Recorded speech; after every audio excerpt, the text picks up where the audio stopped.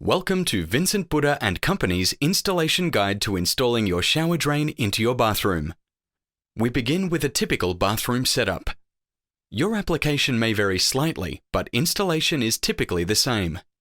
We begin by peeling off the components and exposing the drainage point. Depending on the application, this can be either a DN80 or DN50. To begin with, you install the floor flange onto the floor. The same will apply for concrete or timber. Then you install your water stop angles. After installing your angles, you waterproof your bathroom as per Australian standards. When waterproofing, ensure you create a slope to the floor flange. That ensures any water that penetrates through the grout joints is able to escape.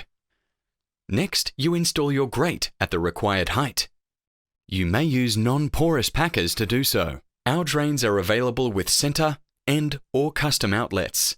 Custom lengths are also available.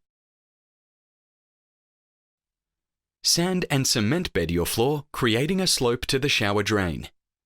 If direct fixing to structural floor, the same principle of creating a slope applies. Ensure when doing so, you allow enough room for your tiles to be glued at slightly above the drain height.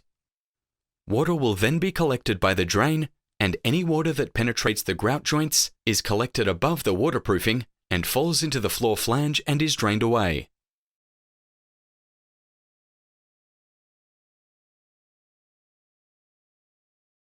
The same principle applies on a timber structural floor and fiber cement floor. The position of the grate in your shower is personal preference. You can place it on the wall, off the wall, or on the edge of the shower. Finally, fill joint gap between the grate and the tiles with a flexible sealant adhesive to allow for expansion and contraction. This completes the installation of your shower drain.